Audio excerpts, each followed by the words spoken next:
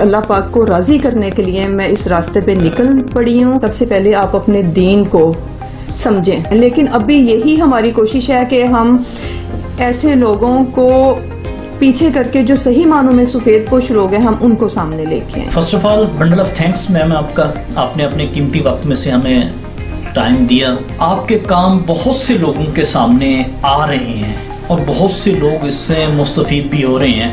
میرا سوال صرف آپ سے یہ ہے کہ انسان جب کوئی نیک کام کی طرف جاتا ہے یا اچھے کام کی طرف جاتا ہے یا زندگی میں کوئی بڑا مقصد لے کے کام کرنے کی کوشش کرتا ہے تو اس کے پیچھے کچھ نہ کچھ محرکات ہوتے ہیں، مقاصد ہوتے ہیں، یا اس کی زندگی میں کوئی نہ کوئی ایسا واقعہ گزرا ہوتا ہے جس کی وجہ سے وہ ایک بڑا سٹیپ اٹھاتا ہے. تو آپ ہمارے ناظرین کو یہ بتائیں کہ آپ کی زندگی میں کوئی ایسا واقعہ رونما ہوا جس کے بعد آپ نے ان دوسروں کے لیے جینا شروع کر دیا. بسم اللہ الرحمن الرحیم. سب سے پہلے تو آپ کا بھی بہت شکریہ کہ آپ تشریف لائے ہیں اور آپ لوگوں کا آنا سر آنکھوں پہ، کیونکہ آپ لوگوں کی وجہ سے جو ہے ہمارا پیغام وہ دوسروں تک پہنچتا ہے. تو شاید اسی وجہ سے کسی کے دل میں شاید کوئی خیال آ جائے کہ جو ہمارے جینے کا مقصد ہے وہ صرف اپنے لیے جینا نہیں ہے. ہمارے جینے کا جو مقصد ہے وہ ایز اے مسلم جو ہمیں ہمارا دین حکم دیتا ہے ہم اس کے مطابق ہی ہمیں زندگی گزارنا چاہیے. تو آپ نے کہا ہے کہ کس طرح سے میں نے خود کو وقف کیا ہے اللہ پاک کی راہ میں، یعنی کہ دوسروں کی خدمت کے لیے. ٹھیک ہے، انسان کا ایک ماحول بھی ہوتا ہے، میں نے بچپن سے اپنے پیرنٹس کو دیکھا، لیکن یہ جب آپ اپنی نیت یہ کرتے ہیں، جب آپ اپنی نیت یہ رکھتے ہیں کہ آپ نے اپنے دین کو سیکھنا ہے، آپ نے اپنے رب کو راضی کرنا ہے، پھر آپ اس میں چیزیں تلاش کرتے ہیں کہ کون سی ایسی چیز ہے یا کون سا ایسا کام ہے جو میں کروں تو میرا رب میرے سے راضی ہو جائے. تو اس میں سب سے پہلے جو بہت ایک آسان طریقہ ہے وہ یہ ہے کہ جو راستہ اللہ پاک کی مخلوق کا آپ کو آپ کے رب تک لے کے جاتا ہے وہ بہت آسان راستہ ہے. اس میں مشقت ہے تھوڑی سی اور دوسروں کا احساس خیال کرنا ہے، کیونکہ میں ایسے لوگوں سے بہت زیادہ اٹیچ ہوں.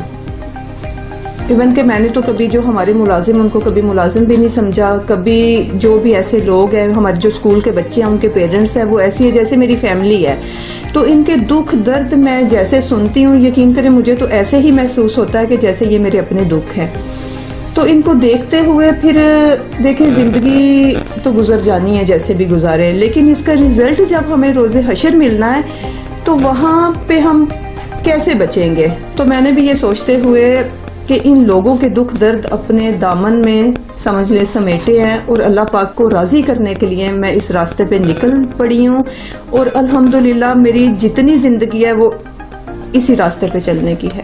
میم پھر ہمارے ناظرین کو آپ یہ بھی بتائیے گا کہ آپ کن کن لوگوں کی اور کس کس طریقے سے مدد کرتے ہیں. دیکھیں ایسا ہے کہ میری جو سوچ ہے یا جو میرا ایک مشن ہے وہ ہے میں یہ چاہتی ہوں کہ جو سفید پوش لوگ ہیں، کیونکہ میں نے ان کو دیکھا ہے بہت برے حالات میں دیکھا، اور پھر ان کی جو سب سے بڑی پرابلم ہے کہ وہ کسی کے آگے ہاتھ نہیں پھیلاتے. تو میں چاہتی ہوں کہ میں ان کے لیے ہمیشہ کام کروں اور ان کے لیے میں وہ آسانیاں بانٹوں کہ ان کی جو مشکل زندگی ہے اس میں کچھ آسانیاں ہو جائے میری وجہ سے. لیکن ابھی مجھے آ کے سمجھ آئی ہے کہ اب یہ مجھے تھوڑا سا چینج کرنا پڑے گا. اب ہم ان کو دیکھتے ہیں، ان کی ہم فارم فل کرتے ہیں، پھر نہ بھی فارم فل کریں ہم ان کی ویریفیکیشن کرتے ہیں. ویریفیکیشن کے بعد پھر جب ہم دیکھتے ہیں کہ یہ واقعی ضرورت مند ہے، سفید پوش ہے، تو پھر ہم انہیں تنہا نہیں چھوڑتے ہیں. تو میم کبھی ایسا ہوا ہے کہ آپ کے پاس، کیونکہ یہ جب اس طرح کے لوگ اس طرح کے انسٹیٹیوٹ میں آتے ہیں یا اس طرح کے فاؤنڈیشنز میں آتے ہیں یا ایسے اداروں میں جاتے ہیں کہ جہاں پہ ان کو واپس نہیں بھیجا جاتا، تو اس میں بہت سے لوگ ایسے بھی آ جاتے ہیں جن کا حق نہیں ہوتا. تو کیا کبھی آپ کی لائف میں جب سے آپ نے یہ شروع کیا ہوا ہے سب پروجیکٹس، جس پروجیکٹ میں جس طرح آپ قانونی معاونت کرتی ہیں یا جس طرح آپ جیل کے قیدیوں کی رہائی دلواتی ہیں ہیں یا ان کو جیل کے قیدیوں میں کھانا بھجواتی ہیں، یا جس طرح آپ یہ اب نیکسٹ پروجیکٹ اپنا لے کے آ رہی ہیں، یہ پلان کر رہی ہیں کہ جو بڑا شہر ہے لاہور جیسا شہر جس میں اب مرنے کے بعد انسان کو 2 کپڑا تو مل جاتا ہے لیکن 1 فٹ جگہ نہیں ملتی، آپ اس کے لیے پلان کر رہی ہیں، تو آپ کبھی ایسا لگا ہے کہ یہ اس کا حق نہیں تھا، اس نے حق مارا ہے؟ دیکھیں یہ بھی ہمارے معاشرے کا ایک المیہ ہے کہ جو ایسے لوگ ہیں وہ صحیح معنوں میں جو حقدار ہوتے ہیں ان کا وہ حق لے جاتے ہیں، وہ یہ ذرا سا بھی نہیں سوچتے کہ ہماری وجہ سے وہ لوگ جو بھوک کی وجہ سے بہت غلط کاموں میں پڑ جاتے ہیں، ایون کہ جو موت تک کو گلے لگا لیتے ہیں، تو پھر ان کے ذمہ دار تو یہی لوگ ہوتے ہیں نا۔ یہ بہت ایسے ہوتا ہے کہ ان کی جگہ وہ آ جاتے ہیں، لیکن ابھی یہی ہماری کوشش ہے کہ ہم ایسے لوگوں کو پیچھے کر کے جو صحیح معنوں میں سفید پوش لوگ ہیں ہم ان کو سامنے لے کے آئیں۔ تو میم اس کا کوئی کرائیٹیریا ہے آپ کے پاس؟ پہلے ہماری ایک ٹیم جاتی تھی جو ویریفیکیشن کرتی تھی، لیکن اب ہم نے اس کو 3 مراحل میں کر دیا ہے کہ یہ ہم نے 3 ٹیمیں تشکیل دے دی ہیں جو علیحدہ علیحدہ، ان کو بھی نہیں پتا ہوتا آپس میں کہ انہوں نے کب کہاں جانا ہے۔ میم ایک پروجیکٹ میں پڑھ رہا تھا، دیکھ رہا تھا کہ آپ کے پروجیکٹ ایک جنرل سٹور پروجیکٹ ہے، یہ جنرل سٹور کا آئیڈیا کس طرح سے آیا اور اس میں آپ ضروریات زندگی کے ہر اشیاء ہر چیز کو جو ہے نا وہ 50% کا مارجن رکھا ہوا ہے، تو یہ آئیڈیا آپ کو کس طرح سے آیا اور اس میں کتنی ہرڈنگز ہے اور اس طرح سے جو سٹور چل رہا ہے اس سے لوگوں کو کتنا بینیفٹ ہو سکتا ہے پر ڈے یا یومیہ کس طرح سے ہو رہا ہے؟ ایسے ہے کہ آپ کو پتا میں بہت سے سفید پوش لوگوں سے اٹیچ ہوں، میں ان کے حالات جانتی ہوں۔ مجھے ایک ایسے گھر کا پتہ چلا تھا کہ جو بہت ہی زیادہ مجبور ہیں، وہ ہے بھی سادات گھرانے میں سے تھے اور وہ ہاتھ بھی نہیں پھیلا سکتے تھے۔ تو جب مجھے پتا چلا، آپ یقین کریں 3 دن سے ان کے بچے بھوکے تھے۔ پہلے تو انہوں نے مجھے اس خاتون نے بتایا کہ جو سوکھی روٹیاں وہ ان میں پانی ڈال کے ان کو بنا کے وہ بچوں کو دیتی رہی ہیں۔ تو جب میں پہنچی ہوں وہاں پہ تو میں نے اپنی آنکھوں سے وہاں پہ دیکھا ہے کہ جیسے بھوکے ان کے بچے سوئے ہوئے تھے، جیسے انہوں نے کھانا کھایا، یہ میں کیسے بیان کروں کہ یقین کریں میں وہاں پہ روئی ہوں بہت زیادہ۔ تو پھر انہی لوگوں کے لیے کہ چلیں جو باعزت طریقے سے سٹور سے جا کے شاپنگ کریں، تو تب حالانکہ ہمارا ابھی یہ پلان نہیں تھا کیونکہ یہ ایک ایسا پروجیکٹ تھا جس پہ ہمیں کافی فائنانس جو چاہیے تھے، لیکن اللہ کے آسرے پہ ہم نے کر دیا۔ تو اس سے اب کم از کم جہاں تک یہ میری آواز سمجھ لیں کہ جاتی ہے، ان ایسے سب گھرانوں کو میں کہتی ہوں کہ جو صحیح معنوں میں سفید پوش ہیں وہ آئیں اور اس سٹور سے آ کے فائدہ اٹھائیں۔ اور پہلے جو مجھے پتا چلتا تھا کہ یہ بھوکے ہیں، مانگ نہیں سکتے، اب کم از کم وہ آوازوں میں کمی ضرور آئی ہے کہ وہ لوگ ادھر سے فائدہ لے رہے ہیں۔ یہ ہمارے پاس جو سمجھ لیں ان کی ویریفیکیشن ہو چکی ہے، یہ فائنل ہے۔ ان میں ہر منتھ ان کو 100 ایسے گھرانے ہیں جن کو ہم راشن دیتے ہیں۔ یہ 3000 کا راشن ہے جو 1000 میں دیا جاتا ہے، اور اس میں ہم نے ایسے لوگ علیحدہ سے رکھے ہیں جو تقریباً کوئی 40-50 کے قریب ہے جن کو بالکل فری دیا جاتا ہے، ان سے پیسے نہیں لیے جاتے۔ اور باقی ہم نے جو ڈیلی ڈسکاؤنٹ راشن ہے اس میں بھی تقریباً 30%، 30، 25 تک ڈسکاؤنٹ ہے جو عام ضرورت مند لوگ ہیں، وہ یعنی کہ جو افورڈ بھی کر سکتے ہیں وہ لے کے جا سکتے ہیں۔ تو میم یہ پھر اس سے میں آپ کے ملتا جلتا سوال جو ہماری موجودہ حکومت ہے انہیں بہت زیادہ احساس تھا، انہوں نے بہت سے احساس کے نام سے پروگرام شروع کیے۔ لاسٹ ٹائم انہوں نے ایک احساس راشن کے نام سے سٹارٹ کیا ہے کہ جی آپ سٹور پہ جائیں گے، اپنے آپ کو رجسٹر کروائیں، اور آپ اگر 1000 کی چیز لیں گے تو وہ حکومت پے کرے گی، اور اگر آپ 2000 کی لیں گے تو 1000 روپیہ آپ دیں گے، 1000 روپیہ حکومت دے گی۔ تو آپ اپنے سٹورز کو کیا گورنمنٹ میں رجسٹر کرانا چاہیں گے؟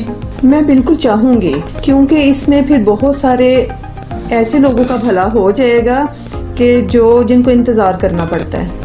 کیونکہ دیکھیں ابھی تک اس سٹور میں کسی کا کوئی ہوتا ہے نا کہ کوئی ایسی ہیلپ ہو، ہمیں کوئی ایسی فائنانس ہیلپ بالکل بھی نہیں ہے۔ یہ ہم خود ہی اس کو ابھی تک رن کر رہے ہیں الحمدللہ، اور وہاں پہ ڈیمانڈ بہت زیادہ ہے، اور جو سٹاک ہے وہ سمجھ لیں ہمارا دوسرے تیسرے دن بالکل ختم ہو جاتا ہے۔ تو دیکھیں دوسری چیزوں کے لیے میں کبھی بھی پریشان نہیں ہوئی، ابھی بھی میں پریشان نہیں ہوں، مجھے اللہ پاک پہ بڑا بھروسہ ہے اور اس میں اللہ کے نیک بندے ضرور آئیں گے، لیکن اس کی ڈیمانڈ اس قدر زیادہ ہے کہ اب میں سوچتی ہوں کہ اس میں بہت سے لوگوں کی ضرورت ہے جو اس میں شامل ہوں، اور ہم سب مل کے ان لوگوں کے لیے کچھ سوچیں۔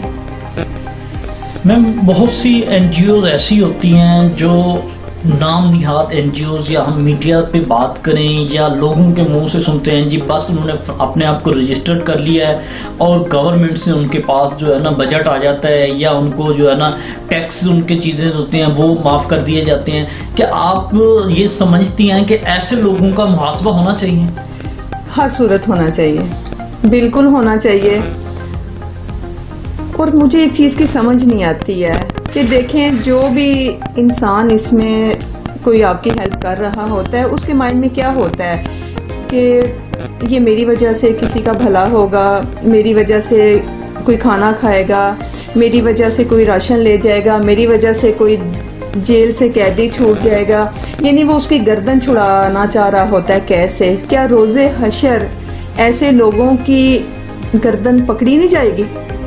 وہ ان چیزوں کا پتہ نہیں کیوں نہیں سوچتے ہیں. میم ایک دو کوشچن لاسٹ آپ سے پوچھنے ہیں. ایک تو یہ ہے کہ پوری دنیا میں، دنیا بھر کی طرح کہ پاکستان میں بھی مظلوم کشمیریوں کے ساتھ اظہار یکجہتی کیا جا رہا ہے.